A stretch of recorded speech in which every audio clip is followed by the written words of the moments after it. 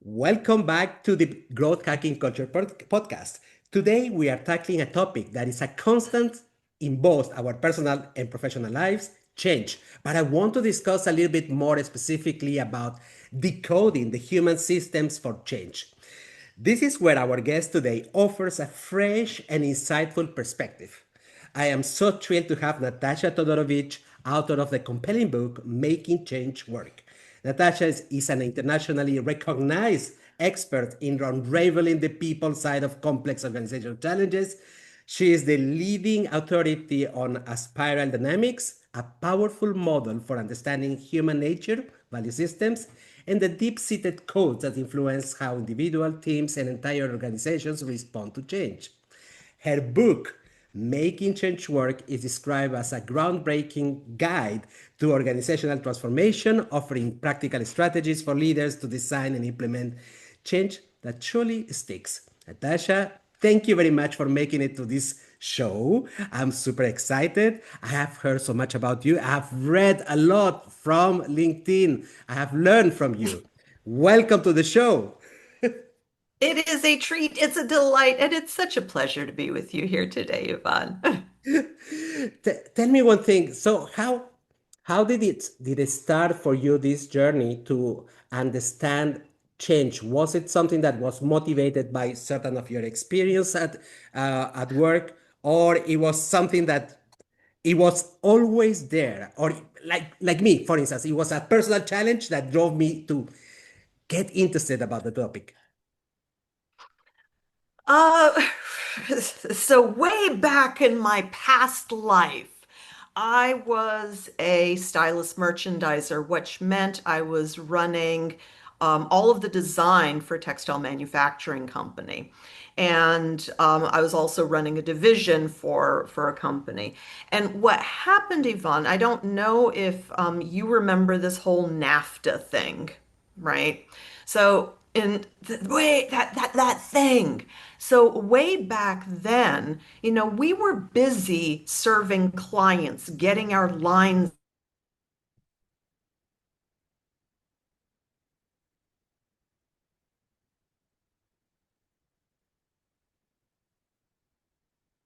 worked in Montreal, and it was the fashion center.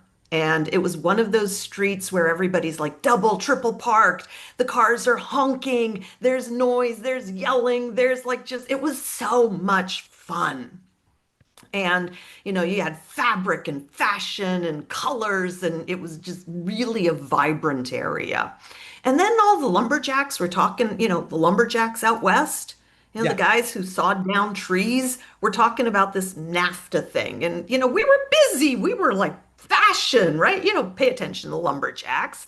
And what happened was NAFTA came in. And we had like four companies, five companies that did all the loans for our industry. And within 2 weeks, they all folded.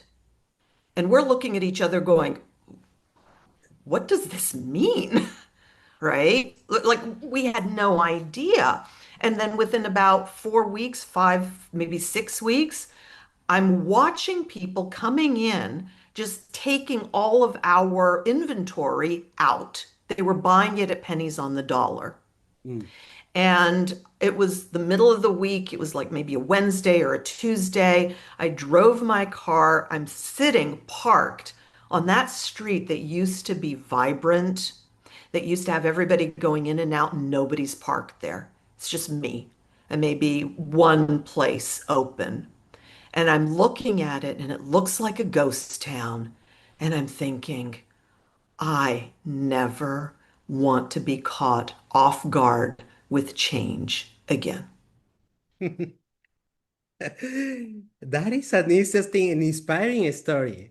But the funny thing is that we are never ready to the unexpected. And it's incredible the number of companies that are not ready for change, and that we see it because the rate of failures when they want to implement change, they are not ready. And I have the impression that there is a lot of misconceptions about what does it take to make change. And these misconceptions very often are with related to human brains, the human psychology. It's almost like we don't know, we don't understand humans, or we don't want to look at that side.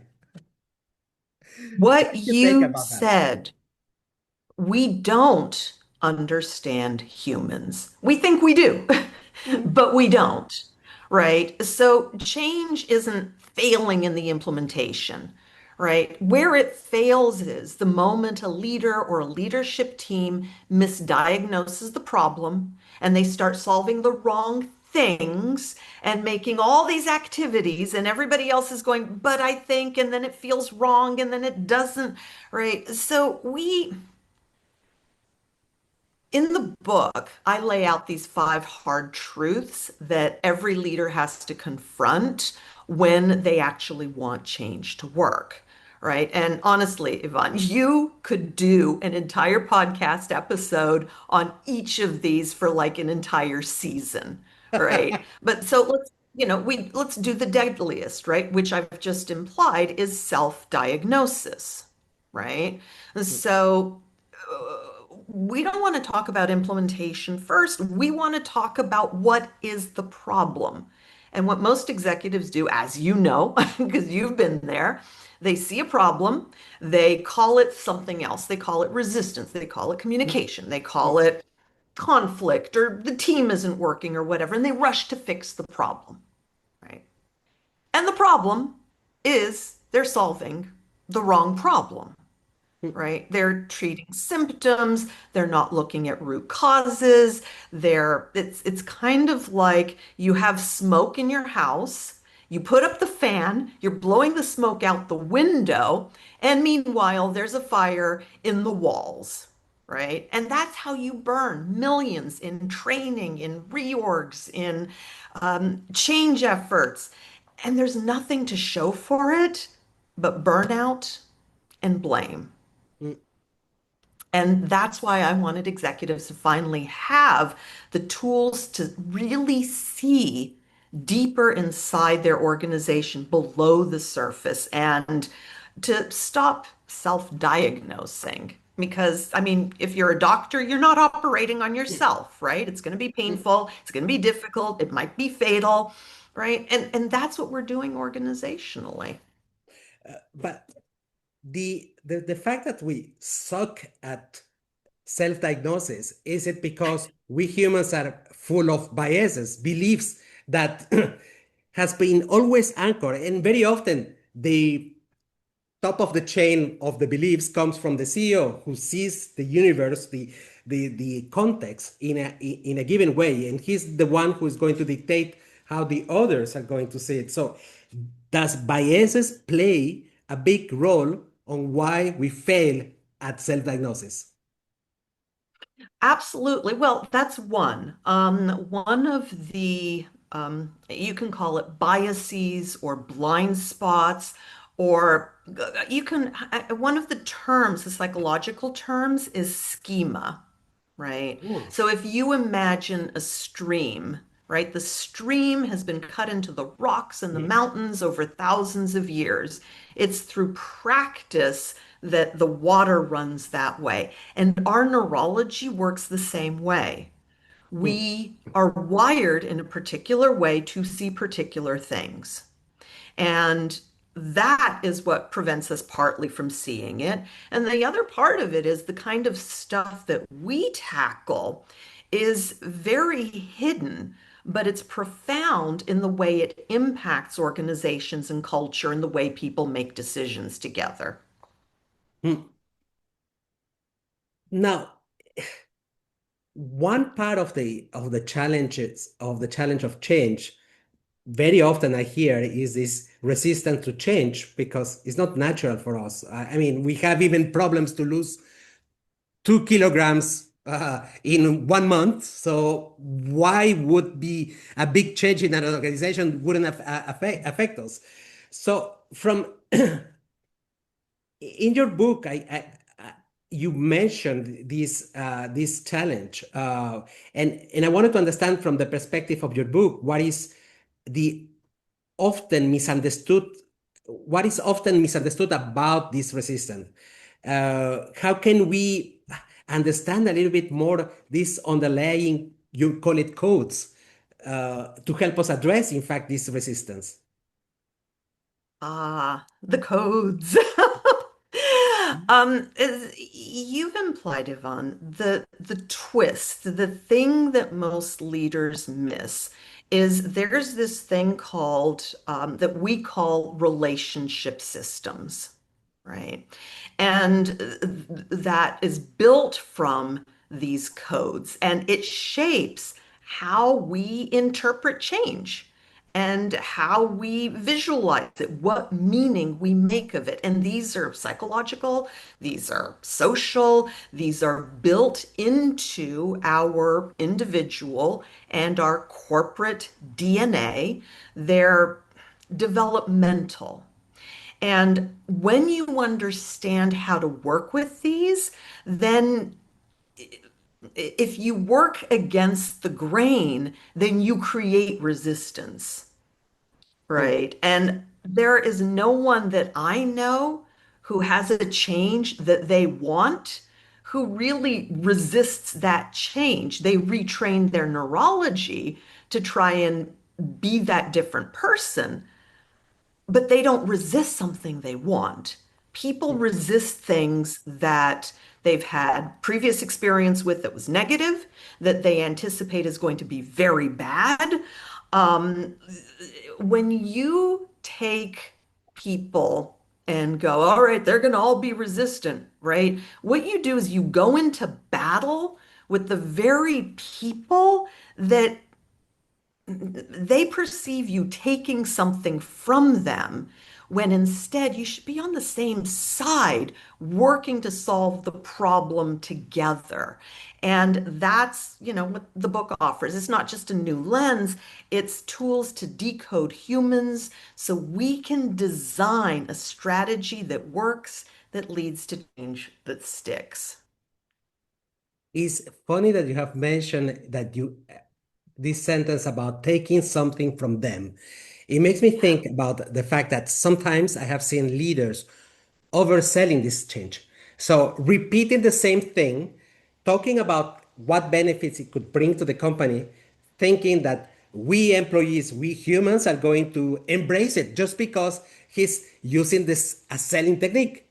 And sometimes I Yeah. feel like if you oversell it, I mean, I become more resistant because I have my own opinions. And on top, I wasn't, as you mentioned, I wasn't part of the solution. So I'm Yeah. going to be even more resistant if you push it to me, if you oversell it. Sometimes it's good to make a break and don't oversell a change, right? Yes, and to do it in line with people's natural motivational flows.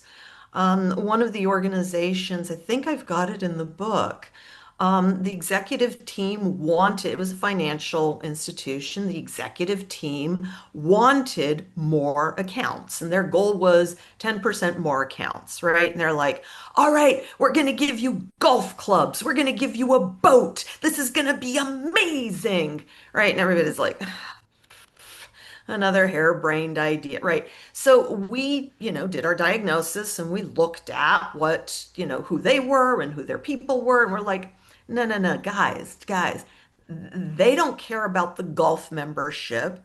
They don't care about the boats. They don't even want golf clubs. Well, what is it that they want? They want to be treated like family. Mm, They want to know that they're important to you. They want to know that they are part of a bigger mission. They're like, they don't want golf clubs? No. So what do we do? Right? Go talk to them. Share, how important they are, right? And once we got the CEO to do that and go to the different groups and small groups, like little 15s and 20s and 25s, people were like, oh, yeah, I belong. I'm important. This is my family.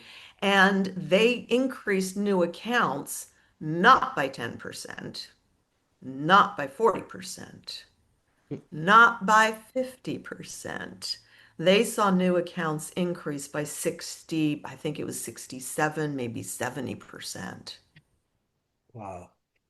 Yeah, I'm always thinking about scenarios where what you say would be wrong, but I get back to your point.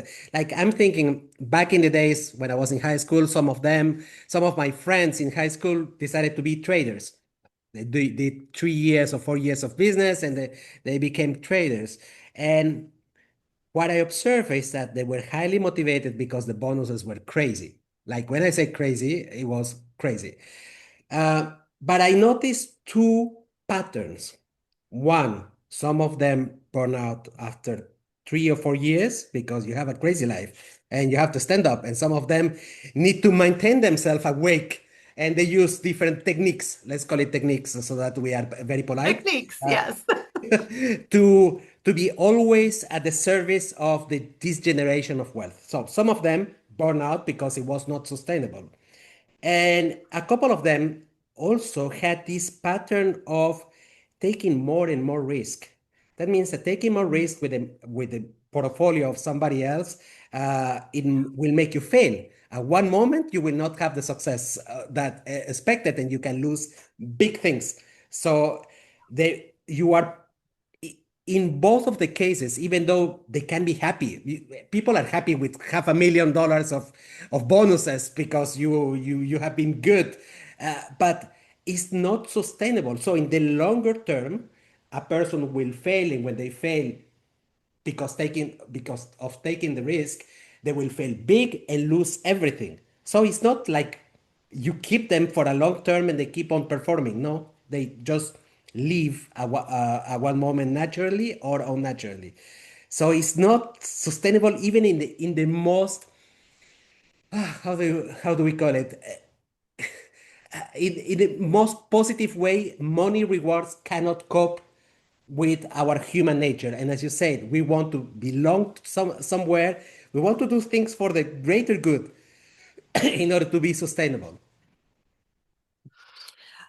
You need so individuals going into these jobs, right? It looks sexy, it looks exciting, it looks, like it looks like all these things from the outside. And we have a natural build.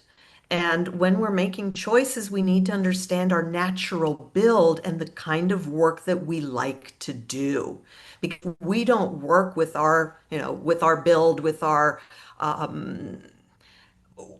instincts, with the way we are built, then we're going to burn out. And, part of it is the fit of the individual to the job. The other part of it is what does the organization do to create a culture and an environment that allows people to do that work.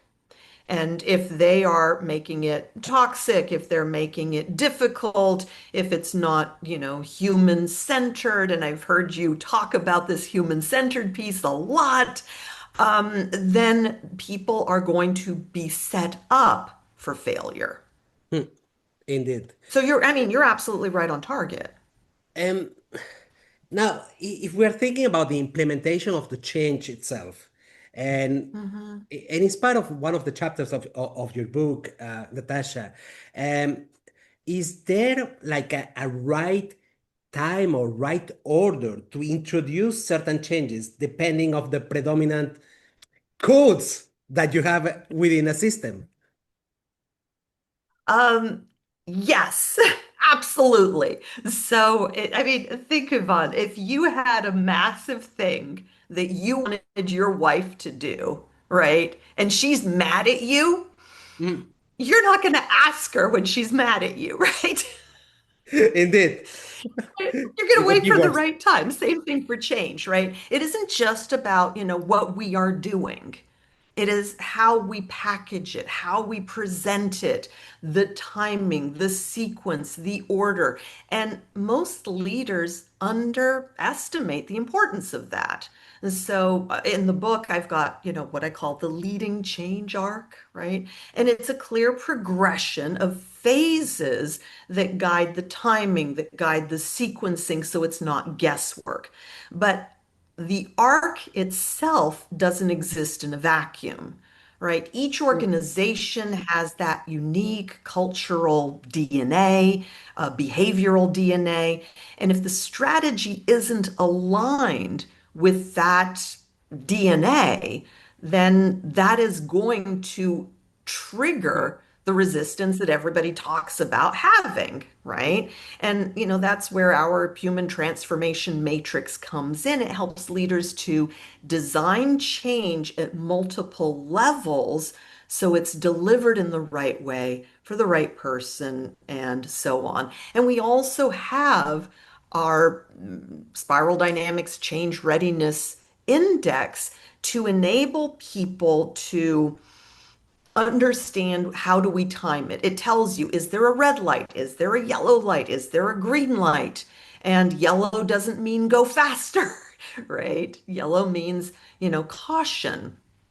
So yeah, there's a right time, there's a right presenting of it, there's a right titration of it. And it's when we stop treating change like a checklist and start treating it like the living system that it is, that it starts to work more effectively. Ula, there is two things that you have said that I find quite interesting. This, the treatment of change as a checklist. Even some famous change management frameworks use the checklist. I don't want to name the big one, but we're thinking about it. This is number one. The number two is that I don't know. I have the impression that in most of the cases, companies start thinking about change when it is a little bit the emergency. It's like we have a problem, or that is internal, or we have a problem that is external. The competition is beating the shit out of us, and we need to do something. So it's almost impossible to time correctly the change when everything is urgent because we do it because we are pushed to that. We don't really think in when things are going well to change something. Do you have the same impression, or you have better customers? It depends. It depends. But it depends.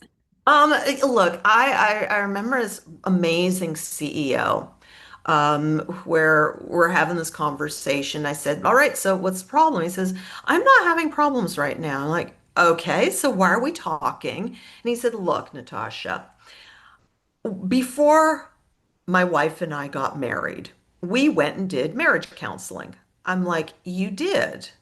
Said yes, because I knew everything was good, everything was happy, we wanted to get married, but I knew when we hit those hard points that we needed to have something to fall into, right? So the checklists are already an admission of failure. And I'll tell you why, because the checklists were developed because people couldn't see those people factors. So they do the checklist to make sure that we're on track, we can follow this process, but that ignores what's lived experience within the organization. And by the time everything is going crazy, they have already ignored all of the symptoms, all of the clues, and all of the little hands going up, going, but there's a little, okay, you're ignoring me, but there's a problem. That's I'm impressed by the example that you just gave. Somebody who will have the counseling without any problems. I mean, I admire because it's kind of my philosophy. But if I go and discuss it with openly with people, they will think about me that I'm well, you are thinking about failure. No, maybe it's good to foresee to prepare the What he was doing in his marriage was he was building resilience, agility, trust, relationship, foundation right into it before it needed all those things. And I mean, I've worked with other leaders who thought that way, but you're absolutely right, Yvonne. It is not the norm. Usually, you and I were called in when all hell is broken loose.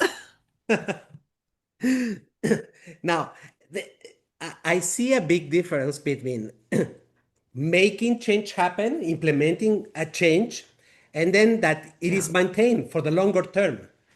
Um, Yeah. do you do you cover that part in your book, Making Change Work? And how is it that you create this sustainability part? Because I think it depends a lot, not only about the organization, but about individuals who needs to create new behavior so that it becomes sustainable. It's not about the change itself, if it is, I don't know, digitalization or let's make AI everywhere. No, it's not about learning AI. It's about how do you create a behavior that where you can cope with a lot of changes because AI is going bananas exponential with, and we cannot catch up anymore, by the way. So Yeah. we need to develop We're doomed. we need to develop curiosity inside of an Yeah. organization. So Yeah. how do we make that individuals are like a mini engine or catalyst of maintaining that sustainability of change? Yeah, well, part of it is doing exactly what you're saying, which is that curiosity, maintaining that excitement, maintaining that curiosity. Um, we can stretch. Human beings can stretch and do all kinds of things that are not natural to them, Mm, right? But your point is so critical. How do we get them? How do we adapt and then maintain while the world is changing around our feet at the same time? yeah. And that's where most leaders face plant, right? And it's not their fault. So like just two stories.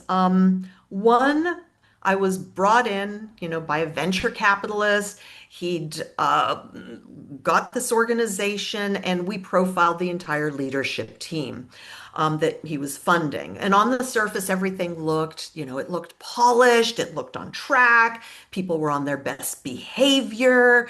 But underneath, when he wasn't around, the thing was for them, their cultural wiring didn't match his vision, right? And they were trying so hard, they wanted to please him, right? The very breadth, the breadth and the life of the company lay in the funding that he was giving them, and they wanted to please. And then there was another team, executive team says, we want more collaboration, right? I don't know if your guys are still doing collaboration, right? Because it's going to make everything better. So, we profiled both them and their management teams. And the kicker was based on the profiling of their cultural DNA. I had to go back and go, all right, guys, you're not quite built for collaboration. You're built for competition. So it wasn't how either the executive team or their managers were built to operate. So in each case, they wanted fish to fly and they wanted birds to swim. And that's the trap, right? Leaders try to force behaviors. They sound good in the retreat, Mm, right? They look good on, the flip chart or the whiteboard, right? But they aren't sustainable in the real people that they're working with. mm, And so it's like mm, the question is, who are these humans? mm. And you have to answer that honestly in a data-based way and be willing to understand who people are. Mm. It is. While you're talking, I was thinking about how difficult it is to sustain behaviors or even align the wish that we have, the intentions that we have about our culture, our behaviors, and really live it through.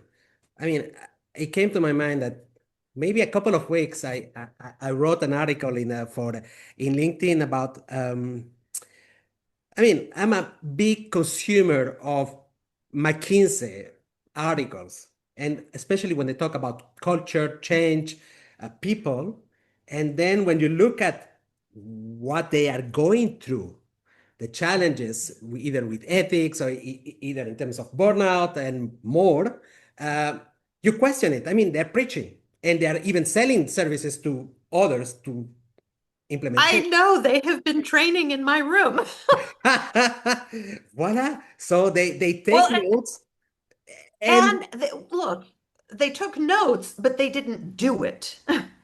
right? They didn't embody it. They're not seeing it, right? You can't force people into being something they're not. What you can do is you can support them to evolve the potential that's in them, right? Hmm. There's a potential revolution happening right now as people become more and more aware of what they have to offer. And if you can grow that potential and help them become the next best iteration of who it is that they are becoming, that's how you get change to last. Not making them, dance like a ballerina for 3 minutes and go, great, we've got change. You're totally right. In fact, that there is not right or wrong, and not maybe McKinsey is not made to be a company like I don't know, like somebody who is doing good for the planet. Maybe it is not their thing, but everything, as you said, starts into the moment of self-awareness. So to map out what we are today and can we be whatever intention that we have for the future. Maybe we cannot be, and it doesn't make that, yeah, you are a bunch of idiots because you are taking that direction. No, maybe you are built for Yeah. that. I love that. In fact, I never thought about it in that way, but it makes sense. Well, I'll share with you a little kind of, it was an informal piece of research, right? But whether we were in London or in Milan or Melbourne or, Moscow, one of the questions we asked our groups every session was how many of you are only putting in 35, 40% of your potential? Right? And most of the hands would go up, right? And then the next piece is the follow-up question, right? Is how many of your managers are happy with what you do? 100% of the hands go up, right? But they had these sad looks. And Mm. it's not because they're like, no, I'm holding all of this back from you because you don't get my best self, right? Organizations are one of the best places for people to grow and become things they never thought they could be, right? But there is no other place on the planet where somebody says, all right, 35% of, the potential in this, well, I don't, I think I use an example like the wheat in the field, right? We're only going to get 35% of the wheat in the field, right? Farmer wouldn't do that, right? But organizational leaders are doing that every single day with the people that they're working with. Hmm. I want to ask you, so if I am a CEO of a company and I want to start right now to do changing, and yes, I got the time. There is nothing urgent. I'm progressing at my 10% growth every year. There is no major problems. I don't have a toxic environment. It's just here and there a couple of things to fine tune. So where do I start first? Do I do the typical approach, assessment, mapping of where I want to be, and implementation? Is there like something that I know in steps what I should be doing first? So if I had kind of if Natasha were queen of the world, what I would do is I'd say this is the best opportunity to begin working on what makes us resilient. Who are we as a culture? What are our strengths? What are the relationships that are working and what are the relationships that are fraying? And it's really the best opportunity to start thinking differently about the organization and baking into it that change readiness and resilience and agility. Because when you get there and people are solid together, like that CEO and his wife, the way he built his leadership team was to be solid together. If you can get that solid together, right now, whatever change happens, because there's always going to be the unpredictable stuff, there's always going to be the who would have thunk. Mm, Then you have the foundation for dealing with those surprises. mm. And that comes from knowing who am I, knowing who am I in relationship with you, knowing who we are together as that entity that we call culture. And very often I have noticed that when you have a discussion with the big vice president of human resources or the CEO about change, uh, when they are discussing with an external consultant, they are not ready yet to answer these questions that you have mentioned because these self-awareness about the organization could be done alone. I mean, not alone, like with a group of people, but internally. And it's defining how you are going to brief somebody else. Otherwise, this external consultant is going to decide for you how your company is going to look like. And as he doesn't have skin on the game, he doesn't give a shit because he will leave after this implementation and nothing will be lost for him. You are describing the profession of lawyers, lawyers who don't have anything invested, and you are left with the problems your lawyer gives you. Look, Yvonne, I don't know about, I know how some consultants work, Mm, right? They come in, they have the solution, and the organization is like, thank you very much, I appreciate that. And then they leave the binder holding a door open to keep the airflow, right? mm, So, I don't like saying, here's your solution, mm, right? That's not the way I come in. The way I come in is trying to figure out who are we and where are we growing mm, towards and what's happening in the world outside and the market that's going to be challenging you whether you like it or not. And where do you want to focus given who you are? Not the fantasy if it was a perfect world, because it never will be. And mm. those visions aren't of the real organization. It's getting a feel for and the data for who the real organization is. And one of the things that I like to get clients to do is whether they want to get certified to get the data themselves or they work with me. What I like to do is get them their data so that they could see themselves sort of from that third person view and Mm, discuss who they are and mm, then decide based on, who this entity is as a life form, this organizational relationship system. What is it evolving towards? What kind of an ecosystem does it live in? What is it going to have to learn and do and become so that it can thrive and really do its very best in the world that's evolving? mm. I like this junction that you have made between getting to know it, the organization, this moment of self-awareness. It cannot be a subjective matter. It has to be something with real information, real data, and as you said, is then it is the moment to discuss where do I want to go. It's totally clear. I wanted to ask you about something that I spotted in your book.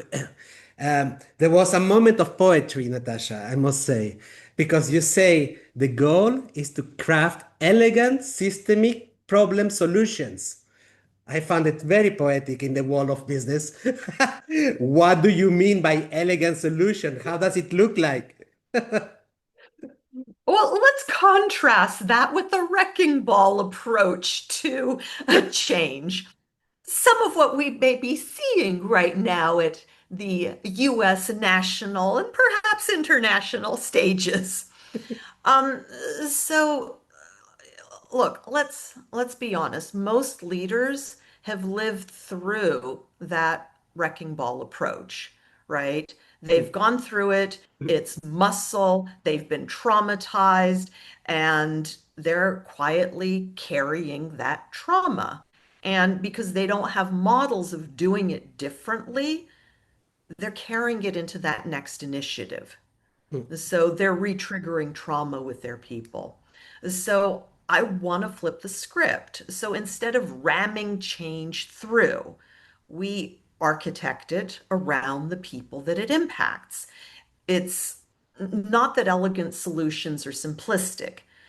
What I mean by that is they're congruent. They fit that culture.